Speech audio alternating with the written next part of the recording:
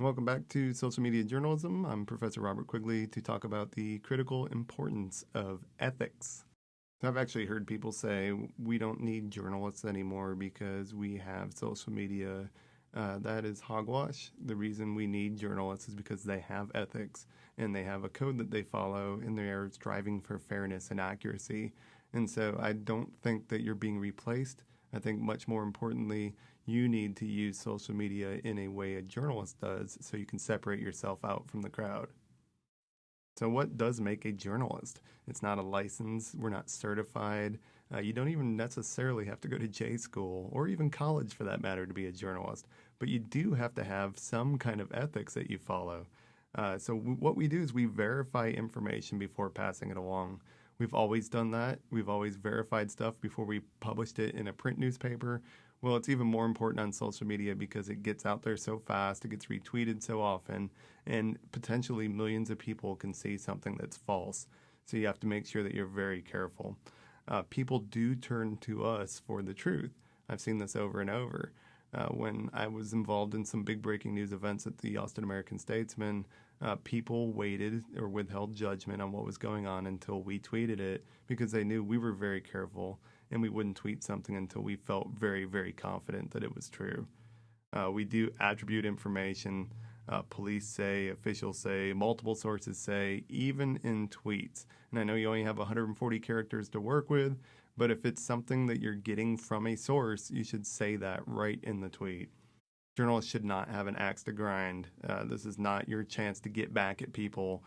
Don't libel people. Don't slander them if you're using, voice communications. Be very careful about what you're doing. And don't use this as a way to do ad hominem attacks on people either. This isn't your playground for taking people down. This is your chance to tell the truth and to make sure that you're being fair about it. We don't accept favors for coverage, and we don't market for a brand or a group. That's what separates a journalist from a marketer on social media. So you don't retweet your friends who have a business. So your friend just opened a little coffee shop and asks you, hey, can you tweet this for me? We don't do that as journalists. You can go review a coffee shop, but if it's your best friend's place, you need to disclose that. That is what ethics means. It means being very, very transparent and upfront about what you're doing so that you're not trying to market something for somebody. And when I was social media editor at The Statesman, I saw this quite a bit. Friends of mine who wanted to get a particular point of view out there were actually emailing me and saying, hey, do you think The Statesman could retweet me on this? Knowing that I was running the Statesman account. It was always awkward, and I always made sure that I followed my ethics and did not do that. So many news organizations do have some written in stone rules for social media use. I'd say most of them do at this point, but it's not everybody does. My take on it is that you should follow the same ethics policies that you do for everything else you do in the organization. You just apply it to social media. Many corporations have even stricter rules for ethics, and so make sure you know the ethical guidelines for any company you go work for so that you don't run afoul of their rules. If it's too restrictive, if somebody makes a plan or if you go work at somewhere where they have a social media ethics guidelines plan and it's too restrictive, like don't retweet others or don't share anything until we've had a chance to run it in 5 different platforms first before you get it, you kind of defeat the purpose of social media and you lose the benefits that we have of this really fast, effective medium for getting news out. If you're too loose with your guidelines, you can have a loose cannon. So then people won't see you as credible anymore. We here at SOCIALNN don't want to be too strict, and we don't want to have loose cannons either. So somewhere in between. So what is our policy at SOCIALNN? Well, we are a news network, and we need to remember that. You're not just running this as yourself. Now, in an earlier module, I said I wanted you to talk like you're talking to friends and post like you're talking to friends, but with the boss standing over your shoulder. Well, the boss over your shoulder is saying, remember, this is still a news network. I'm allowing for a lot of creativity and a lot of fun, and you should have a lot of fun with it.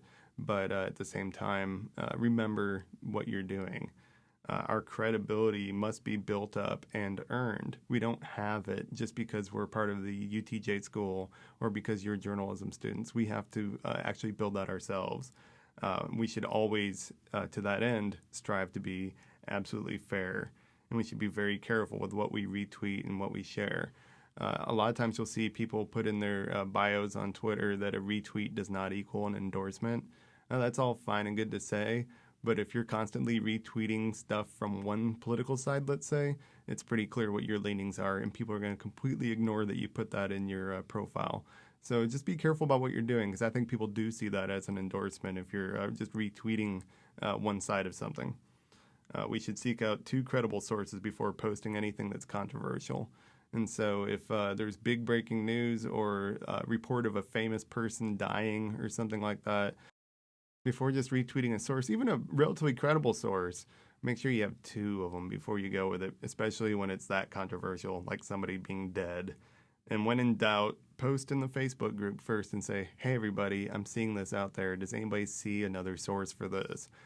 Use the crowd of our students to help you kind of come to the right answer before you post it out there publicly and potentially reach thousands or even millions of people.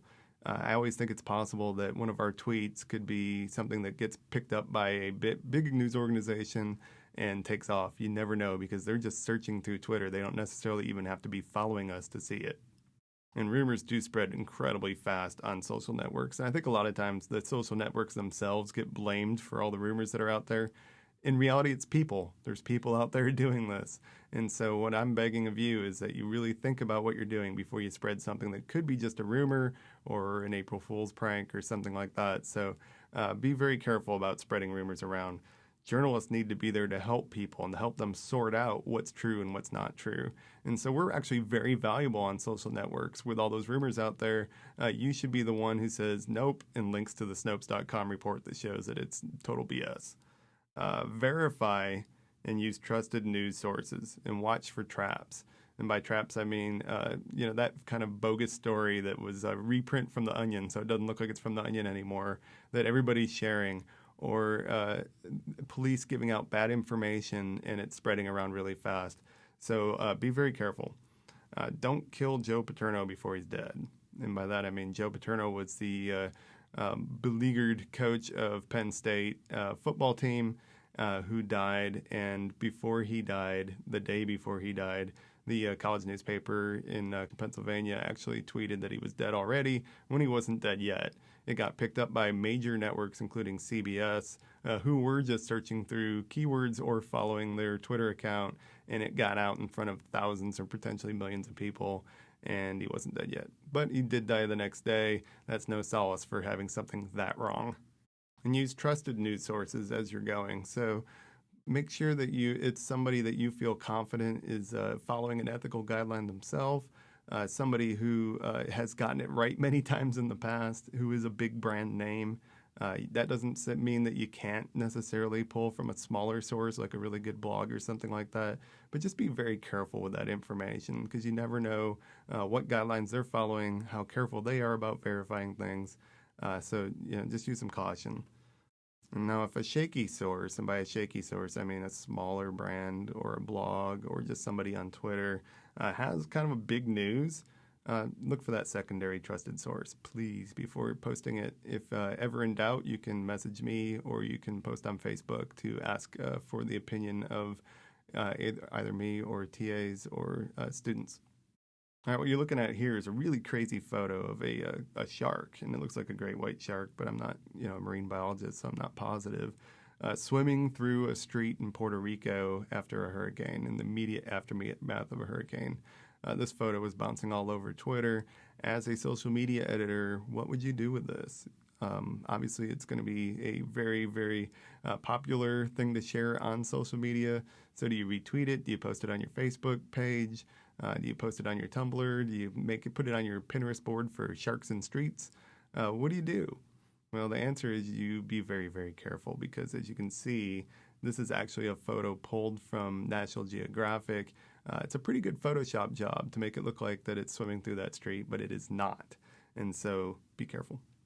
All right, that's it for the ethics lesson. Go ahead and take the quiz on Canvas, and I'll be here next time, so I'll see you then.